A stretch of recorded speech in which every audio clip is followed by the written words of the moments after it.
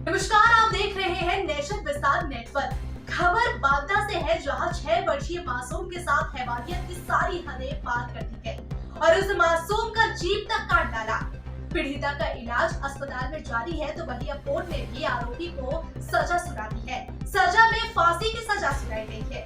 बांदा में 6 वर्षीय बच्चे के साथ दुष्कर्म और हैवानियत की सारी हदें पार करने के मामले में अदालत ने सख्त रुख अपनाते हुए आरोपी को दोषी करार देकर फांसी की सजा सुनाई है। साथ ही 75,000 का जुर्माना ठोका है। आरोपी घटना के बाद से जेल में ही है। पुलिस ने एनकाउंटर में उसे गिरफ्तार किया था। उसके दोनों पैरों में गोली लगी थी। वहीं मासूम का अब तक कानपुर के अस्पताल में इलाज चल रहा है। उसके शरीर के कई हिस्सों में चोट के निशान मिले थे। आरोपी ने हाथ तोड़ दिया था, जीभ काटकर फेंक दिया था। मासूम की हालत बहुत ही गंभीर थी। इस मामले में फास्ट ट्रैक कोर्ट ने आरोप पत्र दाखिल करने के बाद 56 दिन में सुनवाई की है। पीड़ित परिवार का कहना है कि अब उसे पुलिस कार्रवाई और अदालत से न्याय मिला है। कोर्ट ने आदेश दिया है कि दोषी को तब तक लटकाया जाए जब तक मौत न हो जाए। सर, आपके इस मामले में क्या फैसला आया है, क्या अपडेट है? ये मामला एक 25 जुलाई 2025 को थाना कलंदर के अंतर्गत एक गांव का है। एक पीड़िता को 6 साल की पीड़िता थी। गांव का एक व्यक्ति उसको घर से 10 रुपया दे करके गुटखा खाने के बहाने उसको अपने घर लिवा ले गया और उसके साथ इतना बहसी, इतना दंदी के तरीके से उसके साथ बलात्कार किया कि उसकी टट्टी पेशाब की एक रास्ता एक हो गई और उसके गालों पे निशान काट लिया, सीने पे काटा, पूरे शरीर पे काटा उसको और ये सब बाएं हाथ तोड़ दिया, जीभ काट करके नाली में फेंक दिया। मतलब जितनी भी दुर्दानता, जितनी भैंसीपन हो सकता था उसके साथ किया। इसके बाद जो है उन्होंने तुरंत माता पिता एक चूँकि बाहर थे, जैसे आए खोजते खोजते मिली बच्ची, तो ये भाग गया वहाँ से। आए तो उसको लेकर के उठा के 112 नंबर मिलाया, फिर तुरंत पुलिस को बुलाया। पुलिस में तत्परता दिखाई, तुरंत इसको FIR लॉन्च किया। तुरंत इलाज के लिए बच्ची को पहले नारायणी पे लाया गया। नारायणी में इसकी हालत बहुत खराब थी, तो तुरंत डॉक्टर साहब ने इसको रिफर कर दिया मेडिकल कॉलेज बांदा के लिए।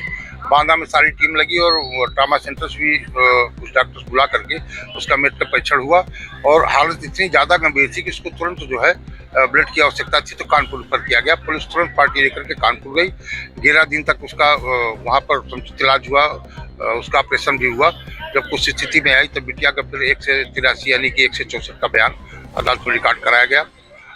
इस अभियुक्त जो अमित रैकवार है, पुत्र बाबूलाल, ये मोहर्छा का रहने वाला, इसको पुलिस ने मुठभेड़, ये MP की तरफ भग रहा था, तो मुठभेड़ के बाद इसको पकड़ा गया। पकड़ के इसको अदालत में पेश किया गया। यहाँ आरोप पत्र 12/11/2025 को न्यायालय में विस्तृत किए गए अभियुक्त के खिलाफ।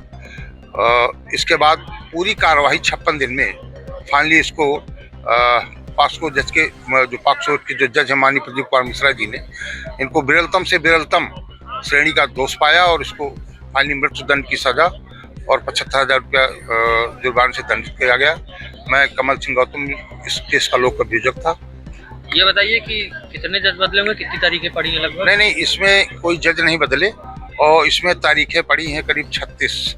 काफी डिफेंस ने तारीखें ली कि पेश करते पेश किया आपने? हमने 10 गवाह पेश किए। हाँ, अभियोजन की तरफ से 10 गवाह पेश किए गए। जो भी गवाह से अब तक जेल में होगा? हाँ, जेल ही में है और उनको ये भी फैसला है कि जब तक इसकी मृत्यु हो जाए तब तक इसको लटकाया जाए।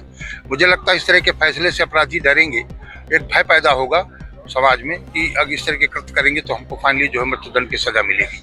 ये बहुत अच्छा फैसला है और मुझे